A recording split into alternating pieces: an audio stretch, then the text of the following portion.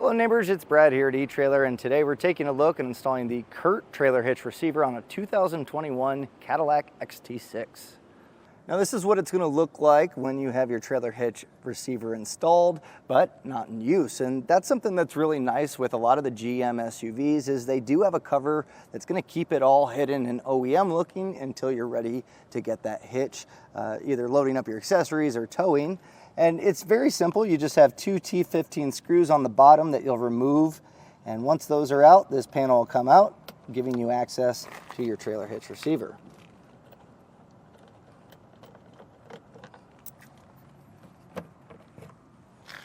Our receiver is a 2" by 2", which is going to be a great option for a bunch of different accessories, as that's kind of the standard size. So when choosing ball mounts, bike racks, or cargo carriers, you're going to have tons of options available.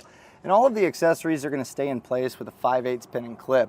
Now this is not included with the hitch, but many times when you pick up accessories, they'll have them, and it is going to be a requirement to make sure they stay in place. If you plan on leaving your accessories in place long term, you might want to look at a locking pin and clip.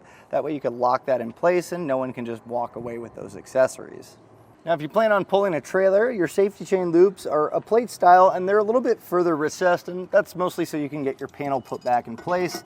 You can get a standard S-hook on there and even a larger clevis style. It's a little bit tucked back here, but you are still able to get this attached. And speaking of pulling a trailer, you are going to want to adhere to the weight capacities on the hitch. So this one's actually fairly decent ratings, coming in with a gross trailer weight rating of 4,500 pounds. And that's going to be the weight of the trailer plus whatever's loaded onto it. Your tongue weight rating is pretty solid here with 675 pounds, and that's going to be the downward pressure on the inside of the receiver tube opening. So any of your cargo carriers or bike racks are going to play into that weight capacity. And honestly, you could get a 4-bike rack loaded up and probably not have any issues with overloading that tongue weight.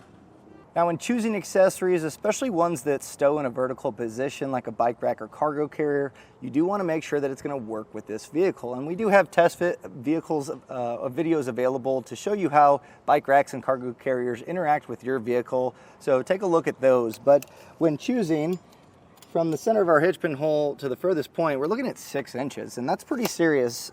So I do worry that some of those accessories may not be able to fold up without making contact with the fascia. And also, if you're choosing a ball mount, I would recommend one with a pretty long shank, and that way that ball is going to be far enough out and you're not going to be hitting your bumper while backing up to the trailer. So just something to kind of keep in mind.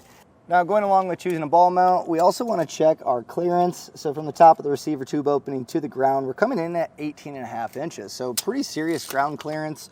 That's really going to be a measurement to determine the rise or drop necessary to tow a trailer. So what you can do is measure from the ground to the top of the coupler when the trailer's level, and then compare that with our measurement and determine that rise or drop necessary. I'd be willing to bet more than likely you're going to be getting a drop. So look for something with a long shank with a little bit of a drop, and just double check your trailer to make sure that it's going to coincide. Now when it comes to towing a trailer, you do want to check the vehicle's owner's manual to see what it's capable of towing. Compare that not only with the hitch, but all of the accessories you'll be using to hook up to the trailer, and take the lowest number so you stay safe. Now I will recommend, if you're going to be doing the hitch, you might want to take a look at getting wiring at the same time, because you're going to need that for light functions on your trailer. And we have a 7-pole here. There wasn't a plug for us to get a brake output for a brake controller, but this will still give us our running lights, turn signals, and brake lights on our trailer. And it's a lot easier to do when the fascia's off, which you will need to do for this installation. You can still get the wiring in place after the fact, but it does make it a lot easier to knock it out one go. And speaking of installation, the fascia does come off, but overall, none of it's very hard to do.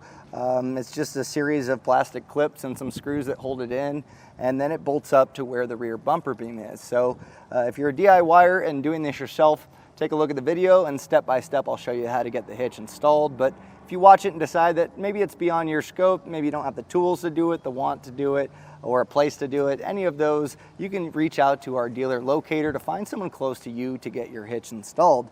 But to determine whether or not you're ready to tackle it, or if you are ready to tackle it, take a look at the video and I'll walk you through it. To get our hitch installed, we are going to be removing the fascia as it bolts up behind the rear bumper beam. And it's really not that scary to get a fascia off. It's probably something you've never done before, but follow step by step and we'll get this hitch installed. So the first thing we're going to want to do is head underneath the fascia, and we're going to be removing the 7mm screws. Now the instructions state that there's 6 of them or 7 of them. It may differ from year to year. So ours, we just have the 2 7mm here and then the 2 here. So we'll get those taken down first. And something I recommend as we pull off hardware, have a nice organized spot to keep it. It'll make reinstallation that much easier.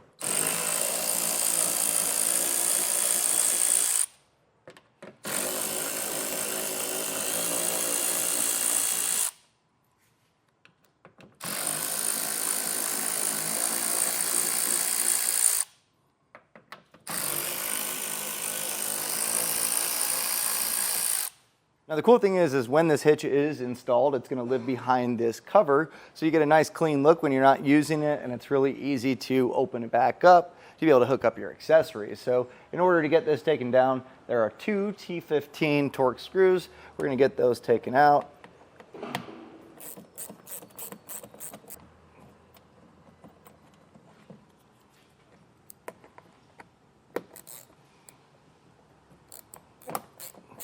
And it may start coming down once you loosen up the hardware here, but that's our goal. We're going to need to get this removed anyway, so we'll take this down and set it aside. Next hardware we're going to tackle is also with the T15 Torx bit, and there's going to be a screw that's on the very corner right behind the tire that attaches this wheel well liner. So we'll get that taken out, and then we're going to repeat on the other side as well. Now, right where we remove the T15 screw, if you look, there's going to be these plastic clips that attach this bracket, and we're going to want to pop those out. So with a flathead screwdriver, if you push on that center section, there's an indent there. Once you kind of push on it, it should start to work its way up, and you can get this removed. There'll be one more back here, and then we're going to be doing the same thing on the other side. Once those clips are taken out, we'll just take this and just it should slide out fairly easily, but you'll see that there's a spot where this tab goes in, and we're going to eventually get this wheel well trim taken out. So if you just pry this back a little bit to create some space, it's going to make it a lot easier to get that wheel well trim taken out. Head to each of your wheel wells, and there's going to be 3 T15 screws that are holding in that inner fender liner. And this can get a little bit tricky because of the tire and space, so I just have a small bit ratchet here. So you may need like a right angle or something when it gets tight, but we'll get all 3 of these taken out. The next thing we need to do is pop out these plastic push pins that are along the trim, and that's going to allow us to get to this hardware that attaches the rear fascia to the rear quarter panel. So really we just need to pry it back this far, and you can see the location of these clips. There's one here that broke, but you need to pinch these and slide them out. And a little trick that I'll show you is I found that a 7mm socket, if you kind of find those spots and then just slide this over, that's going to start to pinch those down for you and make it a lot easier to be able to pull them out. So it's just going to allow you to do that without having to grab pliers or use your fingers to pinch this down. It does make it a little bit easier, and as you push, it's going to give it that pressure to pop out. So I'll show you how to do that on the other side. And from the bottom side and looking in, you can see where the clips are along here. And so as I mentioned, just using that socket, I'll just push this in. And then if you put a little bit of pressure, you can see that one already popped out. You can just work your way up until we get these popped out. It's important to make sure that as we pop these out, that we're not going too far or putting any stress on this wheel well liner, because if you peel this back, it is going to want to cause a crease in your paint. And unfortunately, that's probably going to be a permanent one. So just take your time here, and as I pop these out and we get a little bit further up, I'll show you a little trick to keep this in place. There we go. And really once you're at this point, this is kind of where we're going to stop. And to give ourselves that room to be able to get access to that 7mm bolt, you can take just paper towels, or I have just a rag here. And if you wedge that, that's going to at least hold that out, making it a lot easier to get this taken down. So what we'll do is with a 7mm socket, we'll get that removed on both sides. Now something else that we like to do just to prevent any scratches on the clear coat or paint is putting a little bit of painter's tape along the edges of not only the rear bumper but also the rear fascia or rear quarter panel here. And you know, as we pull this off and put it back on, the risk of it rubbing against each other is fairly high. So this is just a nice, easy, quick way to prevent that from causing permanent damage. So I'll run it along both these edges, and you can also put it along these clips too, and that way it's not rubbing against the paint.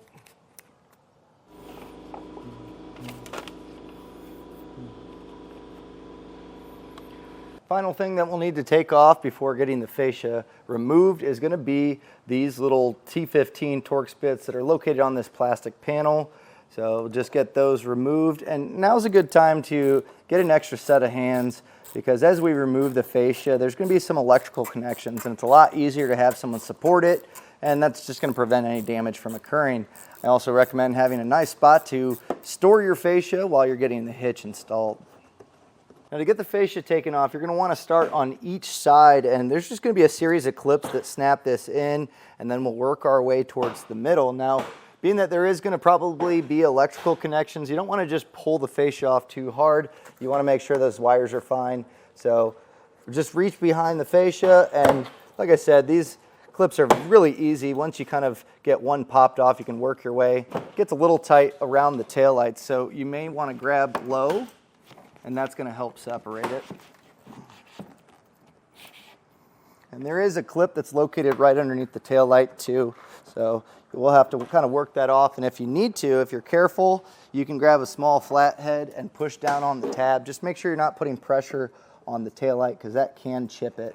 So just, this clip is fighting us a little bit here.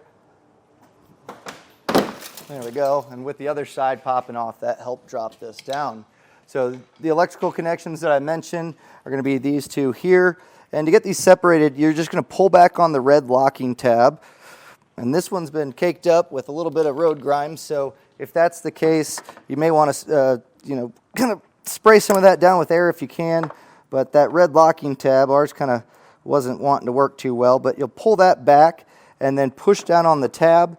And if you need to help it along, you can take a small flathead or a trim panel tool like I have here and pry up on that, and that'll help separate it. So get those both separated, and then you can set your fascia aside.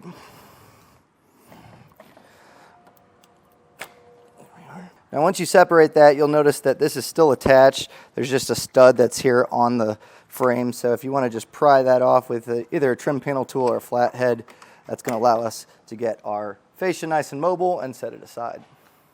Now we need to grab a 15mm socket, and we're going to be taking down our bumper beam. Now this is not going to go back on, so you can discard it, you can do whatever you want with it. Our hitch is going to replace this.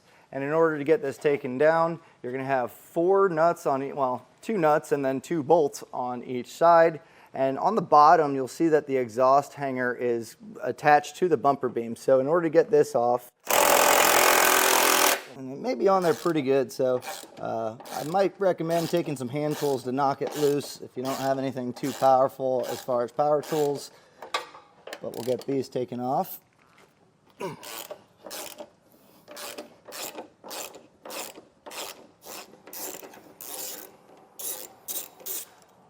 And then once you get the bolts removed, you'll see the exhaust will drop a little bit. If you want to, you can support it with a block of wood or even a cardboard box so it's not just dangling. But you'll see this tab has it still held in place, so we'll just kind of slide this back, and then we can take our exhaust isolator here and just kind of twist this out of the way for now.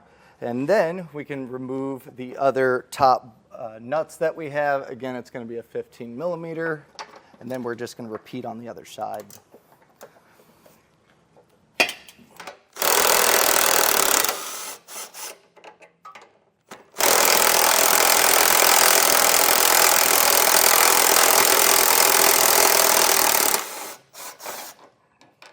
And the hardware that we took off, we're going to be reusing that. So keep that handy, but we can get our bumper beam slid off, and now we can grab our hitch.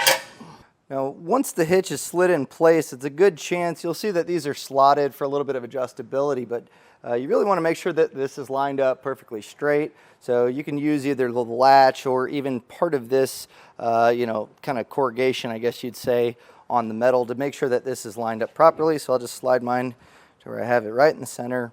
And then we're going to replace the hardware that we had on our bumper beam. So just make sure that you get the nuts in place to kind of hold that so it doesn't fall off. And then with the bottom ones, make sure that you slide this back in place before putting in the hardware.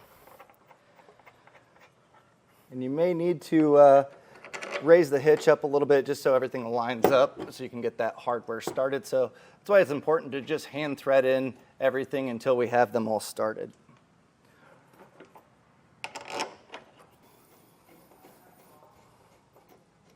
With all the hardware started, I'm going to just zip them in to where it's going to be snugged up. Now, you don't need to get crazy here because we're going to come back with a torque wrench to get them properly torqued. So just a quick buzz down should be plenty.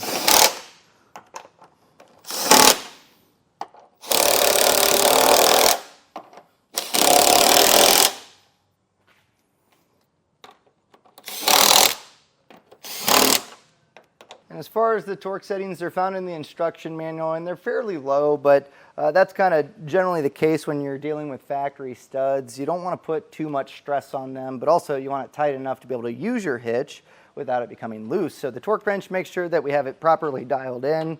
If you need a torque wrench, we have them here available at eTrailer. You can generally go to an auto parts store and rent one for free. And with this torque setting, you can get away with a 3/8 torque wrench. That should be plenty to be able to get these all torqued down. So now we'll just go through and get them all torqued down properly.